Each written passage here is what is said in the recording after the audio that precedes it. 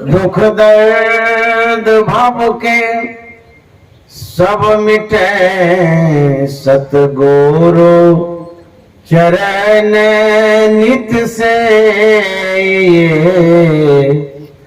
गुरु भक्ति बिन कछु ना बने मैं ही सकल संतन कही गुरु भक्ति बिन कछु ना बने। श्री सद्गुरु महाराज की जय। प्रातः स्मरणीय अनंत श्री विभूषित परमाराध्य सद्गुरु महाराज गुरुदेव महर्षि संत सेवी परमहंस जी महाराज इस मंच पर उपस्थित तपस्वी हमारे गुरु भाई ऋषि बाबा और विद्वान प्रवक्ता चंद किशोर बाबू, इस सभा में उपस्थित इस गांव के प्रतिष्ठित सत्संग प्रेमी महानुभाव माता एवं बहनों, यह देवका गांव है, कैथी खगड़िया जिला अंतर्गत है। बहुत जगह जाता हूँ, गांव का बहुत तरह का नाम सुनता हूँ। आज 31 अक्टूबर 2024 ईस्वी है। आज खुशी का दिन है, दीपावली का दिन है। हमारे पंडितों ने आज का दिन निर्धारित किया है कि आज दीपावली है। इस शुभ अवसर पर उपस्थित सभी सत्संग प्रेमियों को साधुवाद है। हम लोग इस पर्व पर उपस्थित होकर के सत्संग चर्चा कर रहे हैं। यह एक शुभ अवसर प्राप्त हुआ है। आज के दिन लोग बाह्य पूजा में लगे हुए रहेंगे और जिस खुशी में खुशी नहीं है उसी में लगे रहेंगे। झूठे सुख को सुख कह मानत है मन मोद, खलग चवेना काल का कुछ मुख में कुछ बोध। जिस सुख को आप सुख मान रहे हैं वास्तव में वो सही सुख नहीं है, वास्तविक सुख नहीं है, लेकिन उसी में परिणत रहते हैं, लगे रहते हैं। वास्तव सुख सत्संग से प्राप्त होता है, सद्ज्ञान से प्राप्त होता है, ब्रह्म ज्ञान से प्राप्त होता है। हम लोग वर्ण कुल विप्रादि भेदों में फंसे रहते हैं। इसका क्या कारण है? ब्रह्म ज्ञान का अभाव है। जो वर्ण भेद को मानते हैं, कुल भेद को मानते हैं, विप्रादि जो होते हैं उसमें जो फंसे रहते हैं, इसका मतलब उसको ब्रह्म का ज्ञान नहीं है। तो जो ब्रह्म ज्ञानी होते हैं इस वर्ण जाति भेद से ऊपर उठे हुए रहते हैं। जैसे हमारे सदगुरु महाराज, उन्होंने कहा न, जितने मनुष्य तनधारी हैं प्रभु भक्ति कर सकते सभी, अंतर व बाहर भक्ति कर घटपट हटाना चाहिए। चाहे वो हिंदू हो, मुसलमान हो, सिख हो, जैन हो, बौद्ध हो आदि, सभी मनुष्य भक्ति करने के अधिकारी हैं। तो गुरु महाराज ब्रह्मज्ञानी थे, इसीलिए वो कुल भेद से, वर्ण भेद से, जाति भेद से ऊपर उठे हुए थे। सभी जातियों को एक सत्संग में समाहित कर दी। जाति न पूछो साध की, पूछ लीजिए ज्ञान। मोर करो तलवार की, पड़ी रहन दो म्यान। गोस्वामी जी ने कहा है, जाति पाति पूछे नहीं को, हरि को भजे सो हरि का हो। तो जो कोई हरि का भजन करते हैं, जिससे ब्रह्म ज्ञान हो जाता है, वो इस स्तर से बहुत ऊंचे उठ जाते हैं। हम लोग श्रीमान राजेंद्र प्रसाद सिंह के द्वारा, उनके सुपुत्र के द्वारा जो सत्संग हो रहा है, जो आयोजन हो रहा है, उन्हें हृदय से मैं धन्यवाद देता हूं, नमन करता हूं, क्योंकि उनकी जो रुचि है सत्संग के प्रति सराहनीय है, अनुकरणीय है, और सदगुरु महाराज के प्रति जो विश्वास है, जो निष्ठा है, बड़ा सम्माननीय है। तो बहुत अच्छा काम उन्होंने किया है। मैं हृदय से उन्हें साधुवाद दे रहा हूं। इसी तरह से वो करते रहे और समाज में जागृति फैलाते रहे। मैं कबीर साहब के बानी को सुना रहा हूं, उसके बाद आगे बढ़ूंगा। कबीर साहब क्या कहते हैं? मानत नहीं मन मोरा साधो, मानत नहीं मन मोरा रे, मानत नहीं मन मोरा साधो, मानत नहीं मन मोरा रे। बार बार मैं कई समझाऊं, जग में जीवन थोड़ा रे। बार बार मैं कई समझाऊं, जग में जीवन थोड़ा रे। मानत नहीं मन मोरा साधो, मानत नहीं मन मोरा रे, मानत नहीं मन मोरा साधो, मानत नहीं मन। कबीर साहब कहते हैं ये जो मन है ये मानता ही नहीं है। बड़ा विचित्र मन है। एक ही बात को समझाते हैं काम मत करो, लेकिन फिर भी वही करता है। बार बार मैं कहीं समझाऊं, समझा समझा करके थक जाते हैं, फिर भी ये मन नहीं मानता है। इतना बदमाश है। संत महात्मा क्या कहते हैं? संत महात्मा कहते हैं यह जो जीवन है, यह जीवन बड़ा क्षणभंगुर है, और यह जो शरीर है यह भी नश्वर है, समाप्त होने वाला है। कबीर साहब कहते हैं मैं मन को यही कहता हूं, या काया को गर्व न कीजिए, क्या सांवर क्या गोरा रे। या काया को गर्व न कीजिए, क्या सांवर क्या गोरा रे। बिना भक्ति तन काम नया में, कोटि सुगंध चकोरा रे। बिना भक्ति तन काम नया में, कोटि सुगंध चकोरा रे। मानत नहीं मन मोरा साधो, मानत नहीं मन। जब भजन गाया जाता है उसमें आपकी जो भूमिका है वो ताली बजा करके होनी चाहिए, क्योंकि आप बोल तो नहीं सकेंगे, आप श्रोता हैं। बोलने का काम मेरा है, गाने का काम मेरा होता है, लेकिन आपको एक छूट देते हैं कि उसमें ताली आप बजा सकते हैं। यह आपकी भूमिका, ये भी एक सेवा है। और फायदा कितना होगा? यदि आप खूब जोर से ताली बजाते हैं, जो हमारे दोनों हाथ में नसें हैं, नस का तार दौरा रहता है। 72 करोड़ नस नारियां हैं इस शरीर में।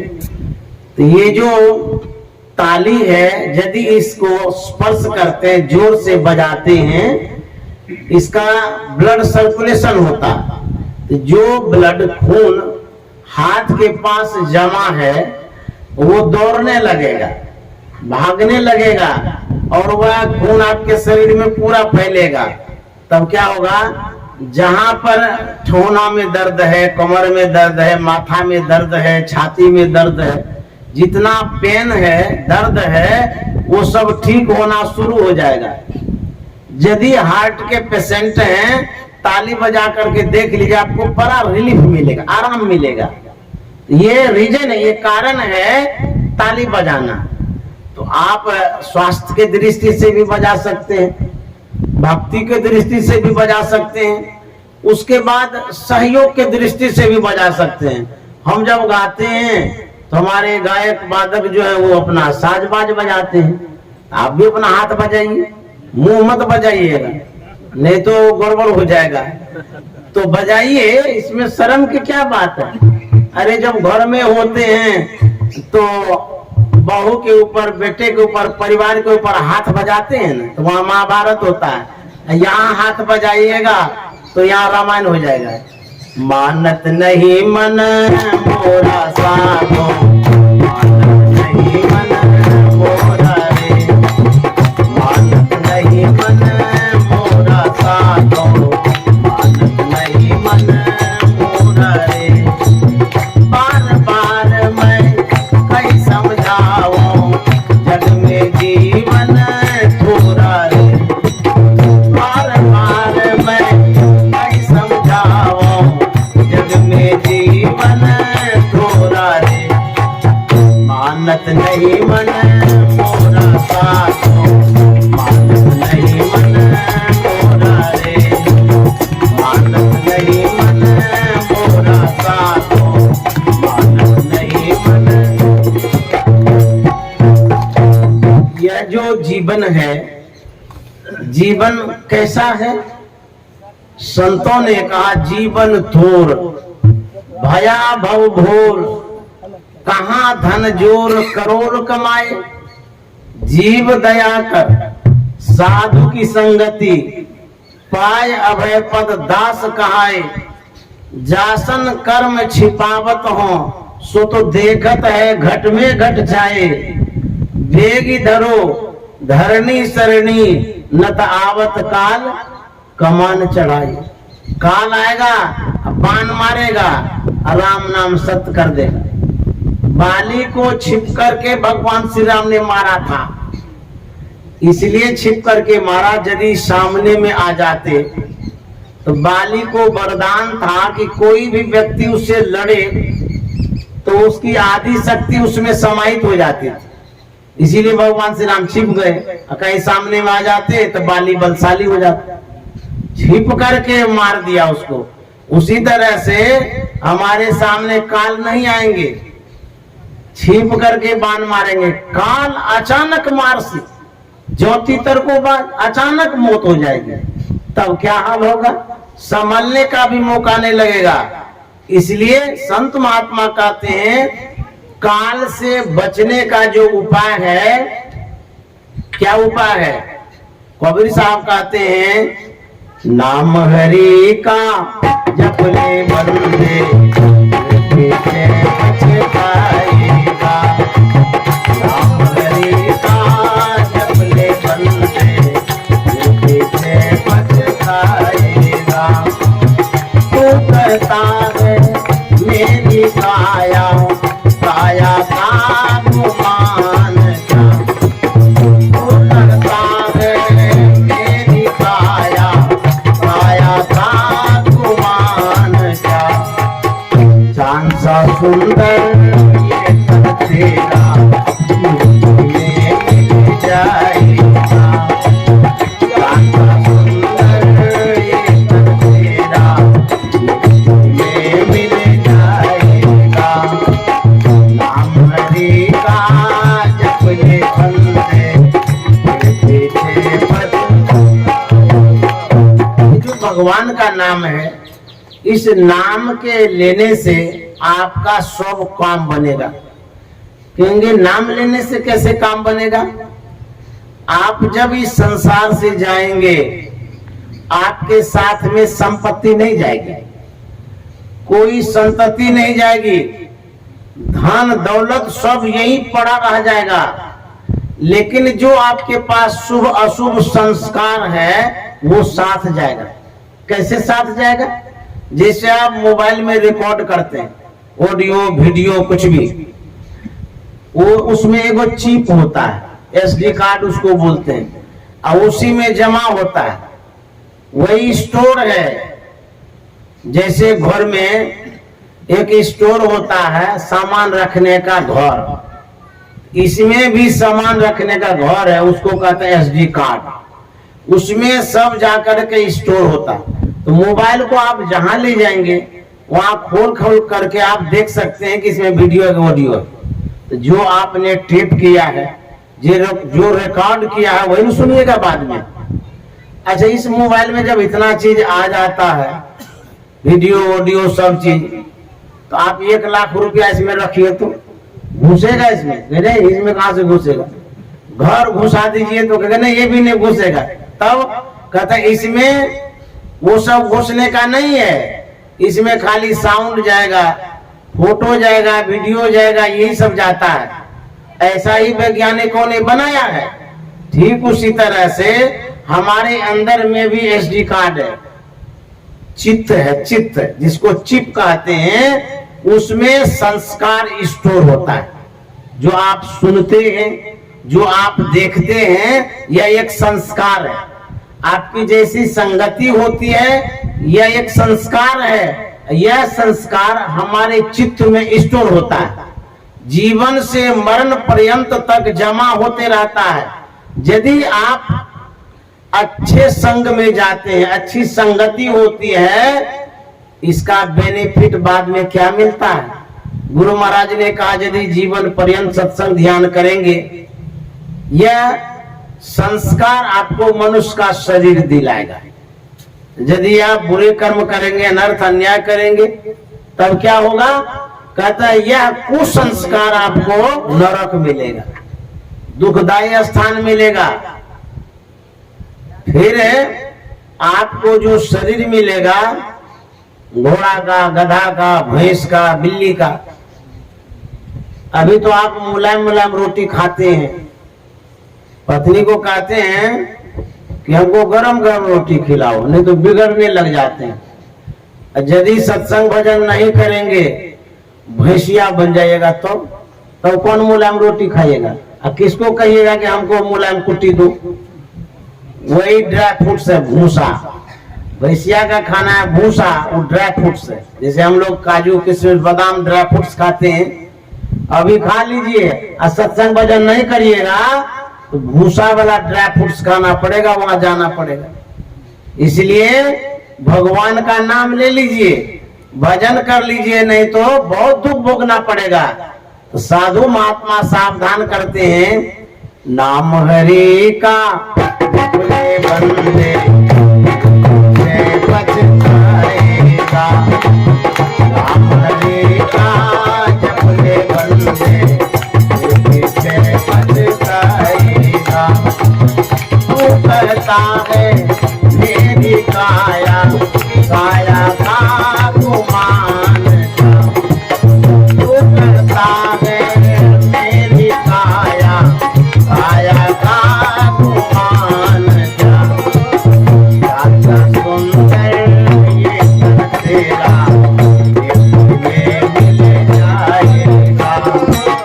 राजा सुंदर ये तन तेरा,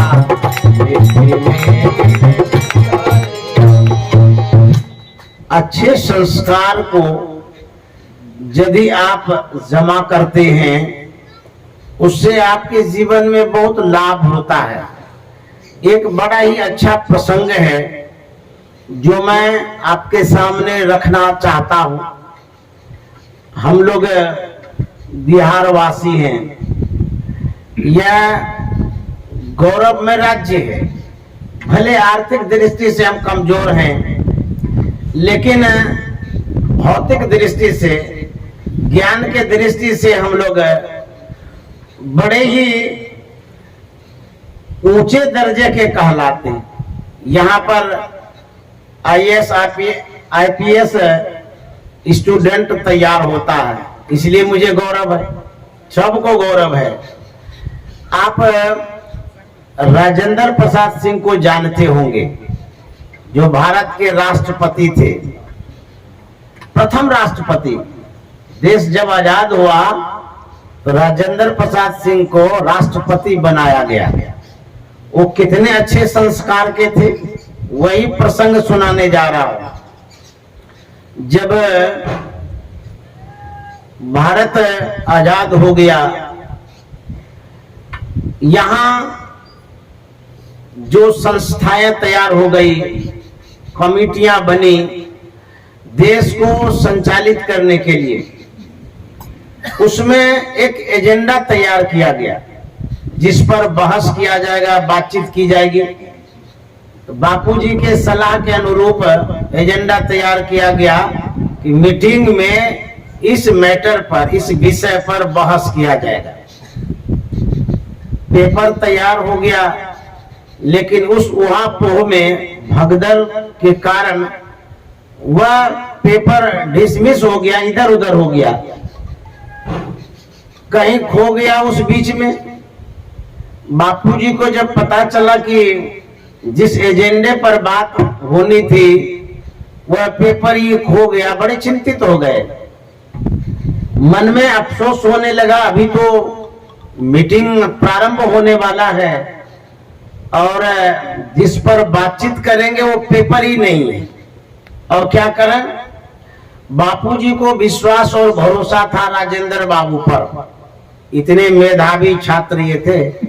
और अभी भी जो इन्होंने मैट्रिक का एग्जाम दिया था, परीक्षा, शायद लोग बोला करते हैं कि वह कॉपी अभी भी है जो परीक्षा इन्होंने दिया है। इतने मेधावी थे राजेंद्र बाबू।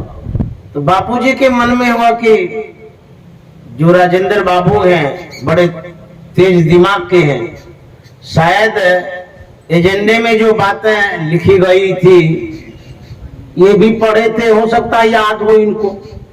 तो बापूजी ने कहा कि राजेंद्र बाबू, जो एजेंडा तैयार हम लोगों ने किया था वो तो खो गया है, आप अपने स्मरण के आधार पर लिख दीजिए। राजेंद्र बाबू का स्मरण देखिए, बिहार का दिमाग देखिए, हम लोग कितने टैलेंट हैं। अर्थ के दृष्टि से मत गरीब समझिए, हम लोग ज्ञान के दृष्टि से तो बहुत ऊंचे हैं। भगवान बुद्ध हुए, यहाँ महावीर हुए, गुरु महाराज जैसे संत हुए, ये सब गौरव है।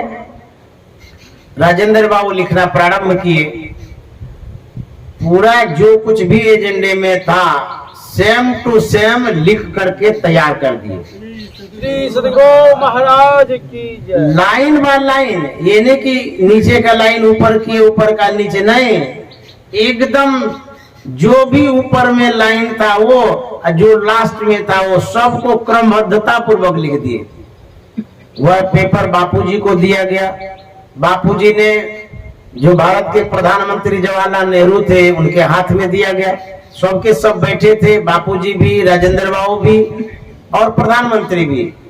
तो जब जवाहरलाल नेहरू पढ़ने लगे कि देखें जो एजेंडे में बात थी वो है कि हेरा फेरी किया गया कि उलट फेर हुआ है, जब सरसरी निगाह से पढ़ते हैं जवाहरलाल नेहरू जी, देखते हैं बाप रे बाप, ऐसा दिमाग इसका है कि एकदम हूबहू उतार दी।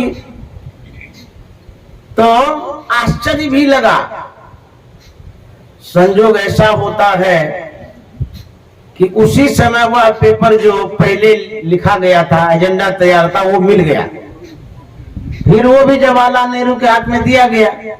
तो जवाहरलाल नेहरू के मन में होता है मिला लेते हैं। जब मिलाने लगे, जो राजेंद्र बाबू ने लिखा था वो और जो एजेंडे में पहले लिखा हुआ था वो, दोनों को मिलाए अक्षरशः A to Z सब मिल गया। तो जवाहरलाल नेहरू ने क्या कहा था उसी मीटिंग में कि राजेंद्र बाबू, आपका क्या दिमाग है, कमाल का दिमाग है। तो राजेंद्र बाबू ने तुरंत कहा था कि जवाहरलाल नेहरू से, प्रधानमंत्री से, प्रधानमंत्री जी ये दूध का दिमाग है, अंडे का दिमाग नहीं है। श्री सदगुरु महाराज की जय। जो संस्कार सात्विक होता है, सात्विक संस्कार में शक्ति होती है।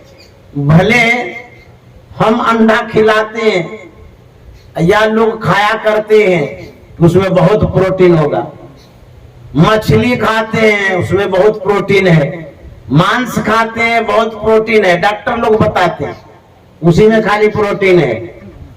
डॉक्टर को अकल नहीं है कि दूध में भी प्रोटीन है, घी में प्रोटीन है, बादाम में प्रोटीन है, इसमें प्रोटीन नहीं है। वही सब खिलाते रहते हैं। और गुरु महाराज ने कहा है, जैसा खाए अन्न वैसा हो मन। खान पान को प्रथम समारो, तब रस रस अवगुण सब मारो।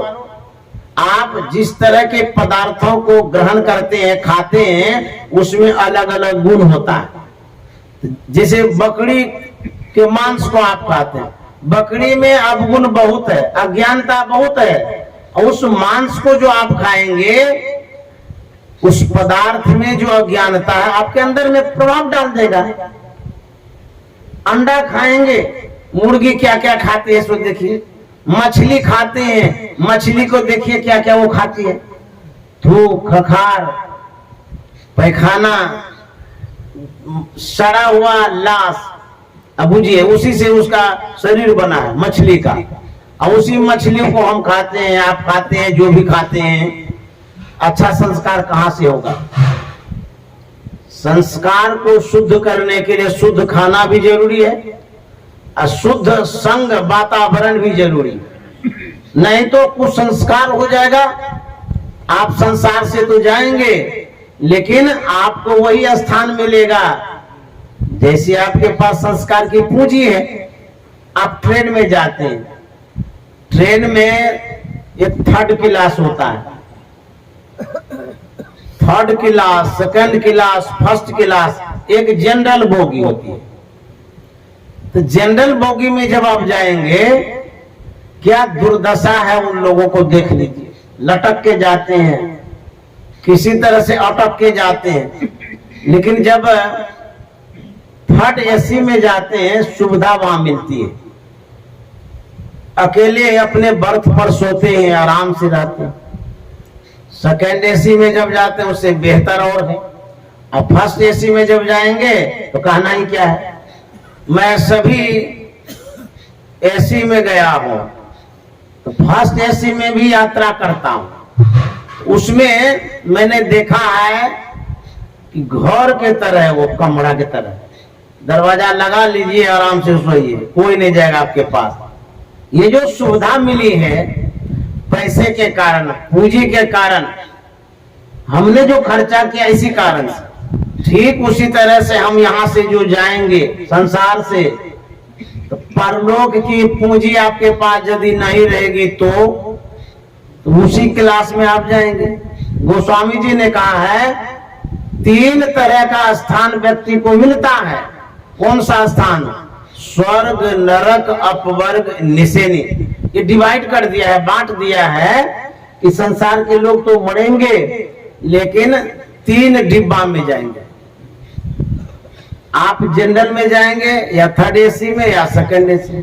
3 को डिब्बा है। तो जो न शुभ करता है, न धर्म करता है, न पूजा करता है, न सत्संग पाठ करता है, उसके लिए गोस्वामी जी कहते हैं वो डिब्बा है नरक वाला। उसमें आप जा सकते हैं, कोई हर्ज नहीं है। यदि आप सत्संग कर रहे हैं, पूजा पाठ धर्म का काम कर रहे हैं, उसके लिए थर्ड एसी वाला है, वो स्वर्ग जा सकते हैं। तीसरा, यदि आप ध्यान करते हैं, आपकी चढ़ाई ऊंची हो जाती है, आपको मोक्ष मिलता है, वही है फर्स्ट एसी। अब जिसमें जाना चाहते हैं सो आप देख लीजिए, 3 जगह है। तो संस्कार अच्छा रहेगा, अच्छे लोक की प्राप्ति होगी।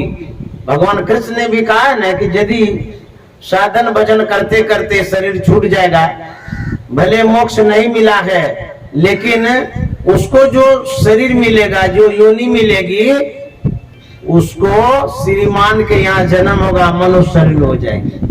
ये तो बेनिफिट है, ये तो लाभ है। अन्यथा संस्कार खराब करके जाएंगे तब तो कहना ही क्या है। उसके लिए जगह ढूंढना नहीं है, वो तो नरक की ओर ही जा रहे हैं। आप लोग खेत में पानी पटाते हैं, हम लोग किसान वर्ग के हैं, तो पानी जब पटाते हैं तो चैनल बनाते हैं ना। चैनल किस लिए बनाते हैं? उसी चैनल में हमको पानी छोड़ना है। जैसे बोरिंग से पटाते हैं ना, उस चैनल में छोड़ते हैं, पूरा फट जाता है, तब दूसरे चैनल में देते हैं, फिर तीसरे चैनल में देते हैं। उसी तरह से जो चैनल है हम लोगों का जाने का, नरक वाला जो चैनल है वो पूरा फ्री है, उसमें मरने मारने का कोई काम नहीं, सीधे वहां चले जाएंगे। तो संत महात्मा कहते हैं अपने संस्कारों को शुद्ध करिए, तब जाकर के आपको अच्छा रास्ता मुकाम मिलेगा। इसके लिए भगवत भजन करने की आवश्यकता है। एक बड़ा ही अच्छा प्रसंग है, बापूजी की जो धर्मपत्नी थी उसके संबंध में। कस्तूरबा बाई बीमार हो गई, बीमारी इतनी लंबी चली, बापूजी के मन में बड़ी चिंता हो गई कि बीमारी तो ठीक होती नहीं है। भारत में बहुत जगह दिखाए, अच्छे अच्छे डॉक्टरों से दिखाए, इसको विदेश ले जाते हैं। तो बापूजी कस्तूरबा बाई को विदेश ले गए, बहुत अच्छे डॉक्टरों के पास ले गए।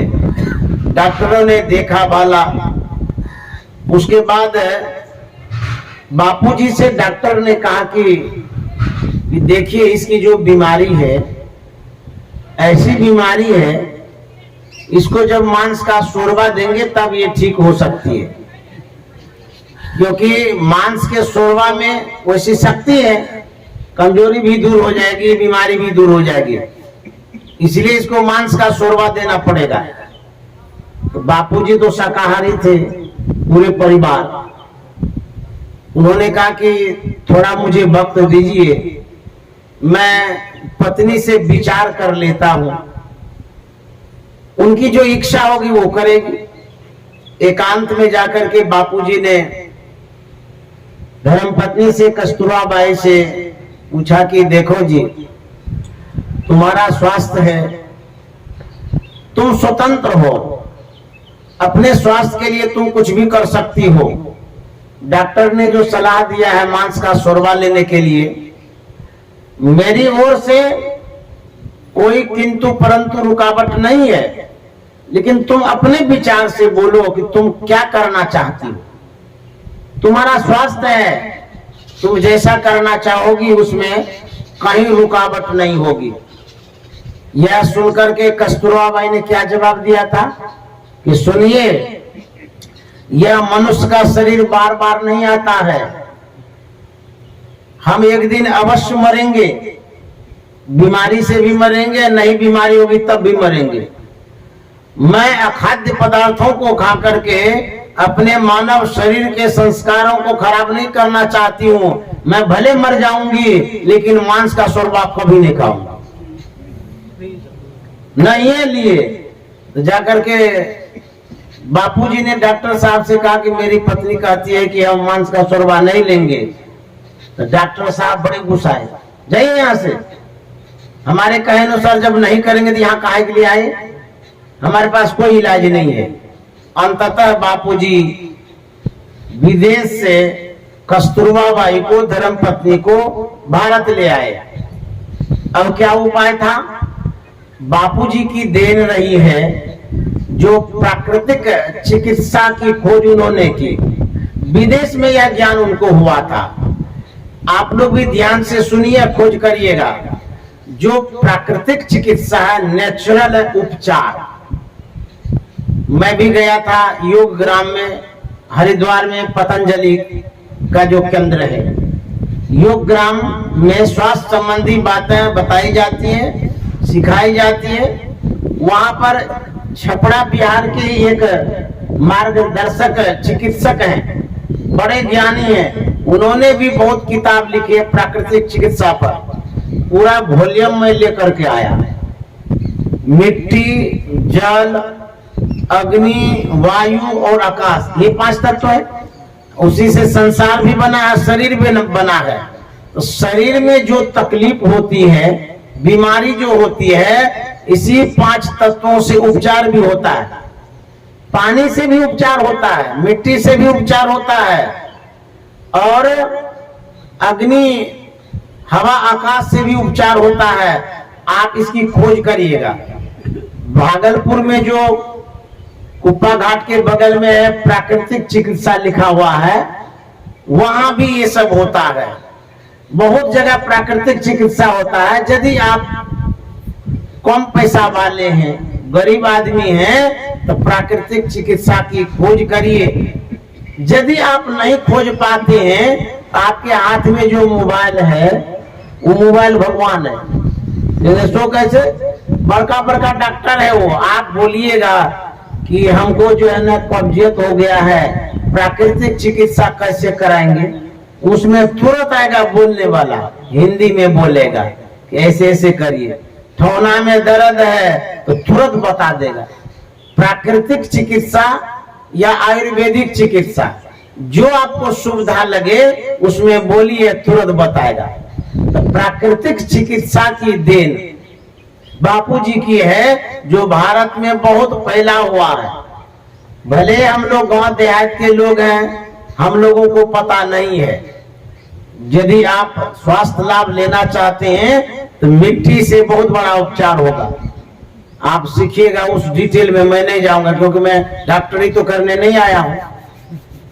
तो बापूजी क्या किए, कस्तूरबा बाई का प्राकृतिक चिकित्सा शुरू कर दी।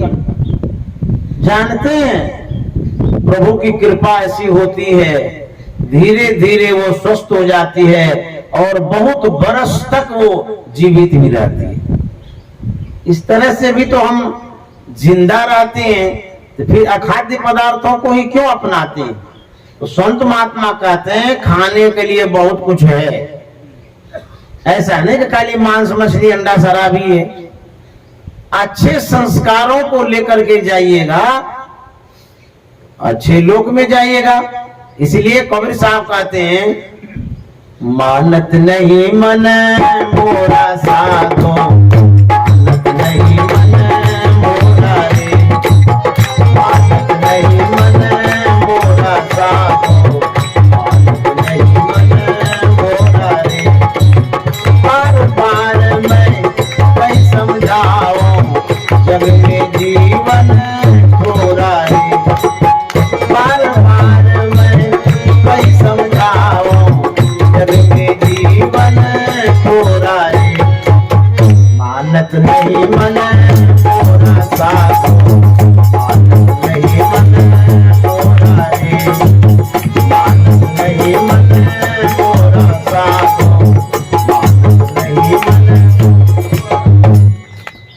संत तुलसी साहब का अनुभव है, वचन है। उन्होंने कहा है, जग बेहोश बूझे नहीं। संत मते की बात, संसार के लोग बेहोश पड़े हुए हैं। बेहोशी किस बात की है? जैसे आप खेत में काम करते हैं, करते करते लू लग जाता है तो बेहोश हो जाते हैं। देखिए किस तरह से बेहोश होता है आदमी, कितने प्रकार की बेहोशी होती है। आप घर में आए, ऐसा खाना खाए कि पूरा गैस बन गया पेट में, बेहोश हो गए। आप शराब पी लिए, बेहोश हो गए। ऐसी दवाई आपने खा ली, बेहोश हो गए। आप धन जो कमाते हैं उसमें भी बेहोशी होती। कैसे? धनमद जो है, बहुत विद्या हो जाती है, उसमें भी बेहोशी हो जाती है। बेहोशी का मतलब होता है हम अपने स्थिति से गिर जाते हैं, ये बेहोशी है। जो एक मानवता का ज्ञान होना चाहिए उससे नीचे गिर गए, जो कमांड होना चाहिए उससे नीचे गिर गए। आप होश हवास में नहीं है। जैसे बातचीत कर रहे हैं, किसी को उल्टा पुल्टा कह दिए, कहते आप होश में है कि नहीं है? अब क्या बोल रहे हैं आपको समझ में नहीं आता है, ये भी देखो बेहोशी है। तो कहता है जग बेहोश। अब किस तरह की बेहोशी है? हो सकता है शराब पी करके बेहोश होंगे। अब मैं क्या बताऊं? तो तुलसी साहब का ये जग बेहोश बुझे नहीं संत मत की बात। संत मत की बात बुझता ही नहीं है, बेहोश पड़ा हुआ है। ऐसा क्यों होता है? कहते हैं उसका कारण है कि हमारे पास जो ज्ञान है, विवेक है, बुद्धि है, स्मृति है, उसका अभाव है। ये एक उपनिषद वाक्य है, महोपनिषद, उसमें लिखा हुआ है भारो अविवेकिन शास्त्रम भारो ज्ञानं चौरागिन अशांतस्य मनोभारो भारो नात्म विदो वपो। जो अविवेकी है, कहते हैं उसको ज्ञान की बात कहिएगा तो कहेगा हमको कुछ समझ में नहीं आता है। शास्त्र की बात कहिए तो उसको कहेगा हमको कुछ भी समझ में नहीं आता है। भारो अविवेकिन शास्त्र भारो ज्ञानं चौरागिन। जो रागी है, रागी एक खाने वाला भी चीज होता है। कोदो रागी ये जो पहले खाते थे हम लोग। रागी का मतलब होता है लगाव, आसक्ति, जुराब, मोह, चिपके हुए जो रहते हैं धन से, परिजन से, जिससे आप चिपके हुए हैं उसको रागी कहते हैं। जो व्यक्ति संसार में ही चिपका हुआ है, सटा हुआ है, लगा हुआ है, वो हटना भी नहीं चाहता है, कहता उसको भी ज्ञान अच्छा नहीं लगता। जैसे कहने के लिए जाइएगा चलिए सत्संग में, नहीं सत्संग में क्या होता है, हम जाएंगे अभी कमाने के लिए, 2 पैसा होगा, सत्संग से क्या पेट भरता है? ज्ञान के महत्व को समझता है, नहीं आना चाहता है। यदि आप सत्संग के महत्व को नहीं समझेंगे तो ज्ञान भी नहीं होगा।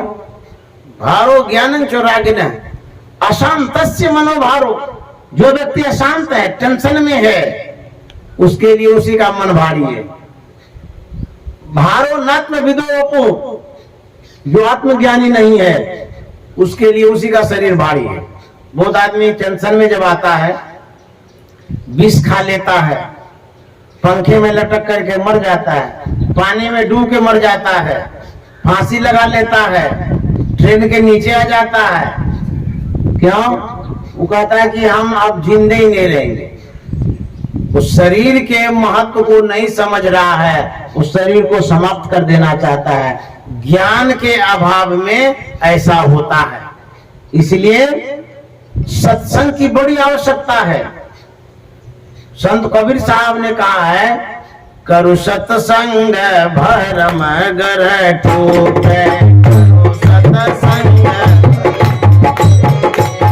भरम गर टूटे, भरम गर टूटे, भरम गर टूटे, करु सत्संग भरम गर टूटे, करु सत्संग भरम बिनो सत्संग किए सुख पावे, बिनो सत्संग पकड़ी पकड़ी जम लूटे, भरम गर टूटे, पकड़ी पकड़ी जम करो सत्संग भरम गर टूटे, करो सत्संग। जब भेद की ओर बढ़ते हैं तो हमें अवश्य यह ध्यान में आता है, जो सत्संग योग में वेद मंत्र है वो कहां से आया है।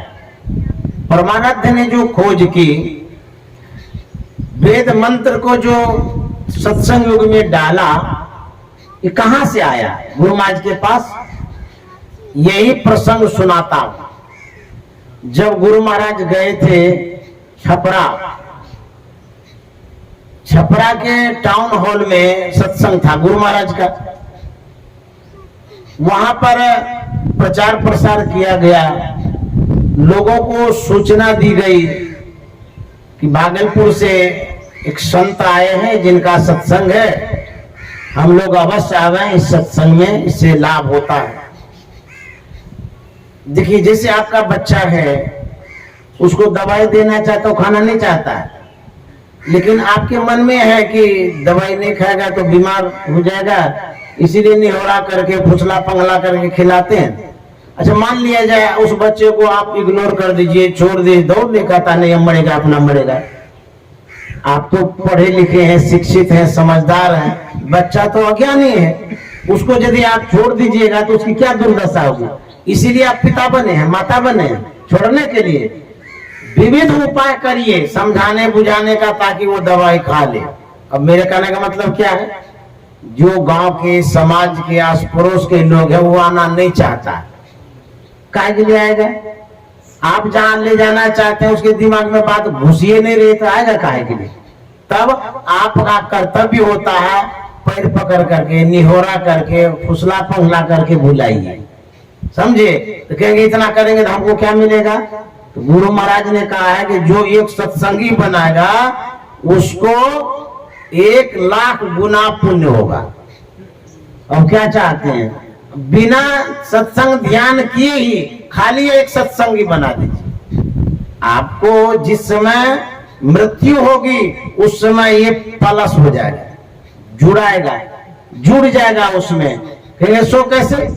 मान लीजिए कोई विद्यार्थी है, वो रेगुलर क्लास करता है, कंटिन्यू हो जाता है क्लास में बराबर, तो एग्जाम होता है, परीक्षा में वो लिखता है जितना उसको आता है, लेकिन एक पॉइंट से वो पिछड़ रहा है, फेल हो रहा है। टीचर लोग देखता है, जो एग्जामिनर है उसके मन में होता है अरे विद्यार्थी दोबारा रेगुलर है, बेचारा नहीं तैयारी कर पाया है लेकिन आता बराबर है, इसको हम फेल होने नहीं देंगे क्योंकि हमने देखा है कि बराबर ही आता है। इसलिए एक पॉइंट वो अपने पावर से लगा करके उसको पास कर देता है। ठीक उसी तरह से आप यदि ये पुण्य करिएगा सत्संगी बुलाने का, ये आपका एक पॉइंट है। इस तरह से बहुत पॉइंट आप जमा करते हैं, कर सकते हैं। यह भी एक पॉइंट है, ध्यान भी पॉइंट है, सत्संग भी पॉइंट है। तो जितना पॉइंट आपके पास होगा उतना आपका ग्रोथ होगा, पढ़ेंगे आप अध्यात्म के क्षेत्र में तो बुला बुला के भी लाइए, फुसला पंगला के भी लाइए। अच्छा आप सोचिए, जिस समय आप सत्संगी नहीं बने थे आपकी तो वही हालत थी, आप भी तो नहीं आना चाहते थे। दूसरे की बात छोड़ दीजिए, परमाराध्य की बात मैं बताता हूं। जब संत मत से गुरु महाराज नहीं जुड़े थे, कोई संत मत की बात गुरु महाराज को कहते थे तो गुरु महाराज क्या कहते थे? ये लोग गुरु को देवता को नहीं मानता है, इस सबके सत्संग में मत जाओ। गुरु महाराज की बात सुना रहा, जीवन चरित्र में आप पढ़िएगा। सत्संग को मानते ही नहीं थे गुरु महाराज। क्यों? गुरु महाराज के मन में था कि ये लोग जो है ना देवता को नहीं मानते हैं, गुरु को नहीं मानते, कोई सुना दिए होंगे। लेकिन जब गुरु महाराज सत्संग के विषय में सुने तो कितने बड़े सत्संगी हो गए। उसी तरह से जीवन में ऐसा होता है। हमारा क्या कर्तव्य है? यदि हम समझ गए हैं तो दूसरे को समझाइए, इग्नोर मत करिए। नहीं समझेगा, नहीं हमारा क्या नरक में जाएगा, दूर जाएगा, हम अपना तो सुख आराम से है ना। यदि ऐसा गुरु महाराज सोचते आज हम लोग सत्संगी बनते। गुरु महाराज इतने कृपालु दयालु हैं। एक हरिजन जो कारुदास थे दुमका के, उनको गुरु महाराज ने सत्संग दिया था। संजोग ऐसा हुआ, 1-2 दिन पहले बुखार आ गया कि गुरु महाराज तो सत्संग में आए नहीं, संत सेवी जी महाराज को भेज दिए हैं, क्या करना चाहिए? उसके पत्नी क्या कहती है? सुनिए, जब तक सरकार नहीं आएंगे तब तक सत्संग नहीं होगा। बोले जाइए बुलाने के लिए। कारुदास को कहा गया कि जाइए बुलाने के लिए, और पत्नी क्या कहते? सुनिए, यदि सरकार नहीं आएंगे, कोई कारण हुआ होगा जो नहीं आ रहे हैं, यदि नहीं आएंगे तो मुझे मुंह दिखाने के लिए नहीं आइएगा, वहीं पर बगल में गंगा जी है, डूब के मर जाइएगा। मुझे इस तरह से उसकी पत्नी ने कहा। वो जब यहाँ आए तो गुरु महाराज से उन्होंने कहा सरकार आप सत्संग में नहीं गए, संत सेवी जी महाराज को भेज दिए। हमारी पत्नी कहती है कि जब तक सरकार नहीं आएंगे सत्संग नहीं करेंगे, सरकार आप चलिए। तो गुरु महाराज ने कहा कि देखो जी, संत सेवी जी भी सत्संग कर देंगे, उसमें कोई बात नहीं है। मैं अस्वस्थ हो गया हूँ, मुझे बुखार आ गया है, बहुत फीवर है, इसीलिए मैं नहीं गया हूँ। तो जाइए मिलजुल के सत्संग कर लीजिएगा। पढ़े लिखे नहीं थे वो, कारुदास हरिजन परिवार के थे, तो समझे बुझे नहीं, कहते नहीं हुजूर आप नहीं जाएंगे सत्संग कैसे होगा? हमारी पत्नी ने यहाँ तक कह दिया है कि सरकार यदि नहीं आएंगे तो मुंह दिखाने मत आइएगा, वहीं गंगा जी में डूबे मर जाइएगा। बोली बड़ा विचित्र बात है। अरे समझाता हूँ, मैं बीमार हूँ, बुखार है, इस स्थिति में हम कैसे जाएंगे? जानते कालिदास ने क्या कहा दिया? कि सरकार हम हरिजन हैं इसीलिए आप नहीं जाना चाहते। ओह, गुरु महाराज को लगा कि ये अपने आप को क्या समझ रहे हैं।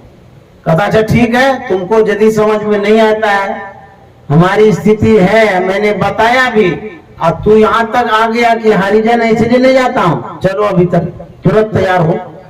तुरंत गुरु महाराज बुखार में निकल गए। उसके बाद वहां जाकर के सत्संग किए। श्री सदगुरु महाराज की जय। यदि गुरु महाराज के मन में होता कि दो कल्याण हो कि नहीं हो, हमको क्या, हम आराम कर लेते हैं, तो क्या होता। जब वहां ले गए थे तो घर में घुमाने ले गए वो लोग। जब हरिजन थे लेकिन घर इतना था, स्वर्ग जैसा लगता था, मिट्टी का घर, लीपा पोता हुआ, बहुत शुद्ध। तो उसकी पत्नी कहती है सरकार थोड़ा सा हमारे घर के अंदर भी चरण रख दीजिए, शुद्ध हो जाएगा। वो लोग शुद्ध बोलता है।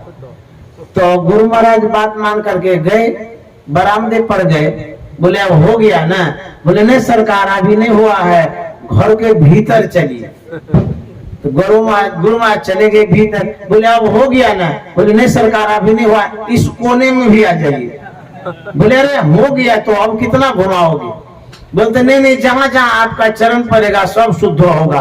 तो चारों तरफ गुरु महाराज को घुमा दिए। गुरु महाराज ने जो इतना कृपा किया है, परिश्रम किया है, दीनहीन दुखी को अपनाया है, इस जीवन को लगाया है, तो हम जो प्रचारक हैं हमारा भी तो कर्तव्य होता है। जो आसपास में लोग भटक रहे हैं, जिसको सत्संग का ज्ञान नहीं है, उसको बुलाइए। पैर भी पकड़ना पड़े तो कोई हर्ज नहीं है, गुरु का काम है। ये सब काम करिए तब आपको लाभ मिलेगा। संतन के संग लाग रे तेरी अच्छी बनेगी, संतन के संग लाग रे तेरी अच्छी बनेगी, संतन के संग। हाँ अच्छी बनेगी तेरी किस्मत जगेगी, अच्छी बनेगी तेरी बड़ो तेरो भाग रे तेरी अच्छी बनेगी, ओ ये बड़ो तेरो भाग रे तेरी अच्छी बनेगी, संतन के संग लाग रे तेरी अच्छी बनेगी, संतन के संग लाग रे तेरी अच्छी बनेगी। श्री सदगुरु महाराज की जय। अब मैं यही विराम देना चाहूंगा, क्योंकि समय सीमा को लांघना नहीं चाहिए, क्योंकि ये लक्ष्मण रेखा है। यदि आप लांघेंगे तो अपहरण हो जाएगा, तो गड़बड़ हो जाता है। लक्ष्मण रेखा जो है ना, लांघना नहीं चाहिए। तो लक्ष्मण रेखा गुरु की आज्ञा है, समय सीमा में रहना लक्ष्मण रेखा है। तो समय पर सब कुछ शोभा देता है। मान लिया जाए हम 1 बजे तक सुनाते रहेंगे, शायद इतनी भूख लगेगी सब भाग जाएंगे, या आपको बहुत जरूरी काम होगा तो उठ के चले जाएंगे, तो हम अकेले सुनाते रहेंगे। तो समय पर सब कुछ शोभा देता है। इसीलिए मैं अब बंद कर रहा हूं, विराम दे रहा हूं। मैं पुनः एक बार जो हमारे राजेंद्र बाबू हैं, अमीन साहब, उन्हें मैं नमन करता हूं, प्रणाम करता हूं, जिन्होंने मुझे बुलाया। और उनके जो सुपुत्र हैं मुकेश बाबू, ऐसे सुपुत्रों के लिए मैं बहुत हृदय से शुभकामना चाहूंगा, मंगल कामना चाहूंगा। पिता भी सत्संगी, पुत्र इतने बड़े सत्संगी, उनके मन में हुआ कि मैं अकेले सत्संग कराऊंगा, अपने हिसाब से कराऊंगा।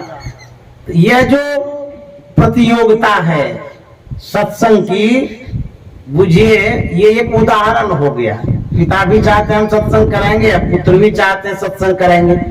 धर्म की ओर ऐसी प्रवृत्ति यदि पिता पुत्र की हो, उस व्यक्ति का विकास होगा, व्यक्ति की यश और कीर्ति होगी, वह व्यक्ति अच्छे लोक में जाएंगे, और वह व्यक्ति समाज का कल्याण करेगा। ऐसे कल्याण कारक पिता पुत्र को मैं साधुवाद देता हूँ। आप लोग जो इस सभा में उपस्थित हुए, मैं आप लोगों को भी नमन करता हूँ। इतने लोग हमारे सत्संग में नहीं आते हैं। बड़े बड़े शहरों में जाता हूँ, अरब खरबपति के पास जाता हूँ, लेकिन 2 4 5 आदमी ही पाता हूँ। लेकिन यहाँ गांव देहात में इतनी श्रद्धा आप लोगों की है, गुरु महाराज के ज्ञान के प्रति इतना लगाव झुकाव है कि मैं हृदय से आप लोगों को नमन करता हूँ। श्री सद्गुरु महाराज की जय।